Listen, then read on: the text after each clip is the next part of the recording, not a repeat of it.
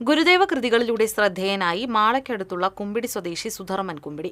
അച്ഛന്റെ മടിയിലിരുന്ന ദൈവദശകം ചൊല്ലി പഠിപ്പിച്ചാണ് സുധർമ്മൻ ഗുരുദേവ ആശയങ്ങളുടെ ലോകത്തേക്ക് കടന്നുവന്നത്.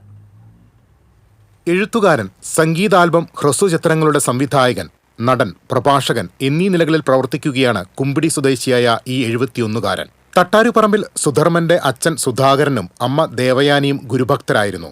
6-ാം വയസ്സിലാണ് അച്ഛന്റെ നിർബന്ധത്തിന് വഴങ്ങി ദൈവദശകം ചൊല്ലിത്തുടങ്ങിയത്.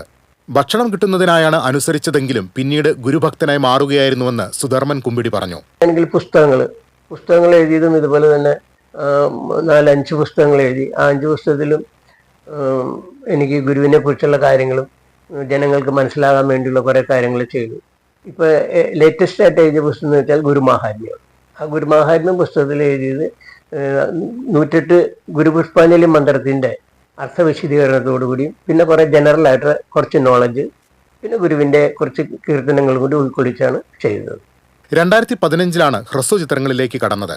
ഇതിന്റെയെല്ലാം സംവിധാനവും ഗുരുദേവന്റെ വേഷം അഭിനയിച്ചതും സുധർമ്മനാണ്. 5 പുസ്തകങ്ങളും എഴുതിയിട്ടുണ്ട്. വിവിധയിടങ്ങളിൽ പ്രഭാഷണങ്ങളും നടത്തുന്നു. 2014 മുതൽ ചെയ്തിട്ടുള്ള സംഗീത ആൽബങ്ങൾക്ക് വിവിധ പുരസ്കാരങ്ങൾ ലഭിച്ചിട്ടുണ്ട്. TCV news, Mala.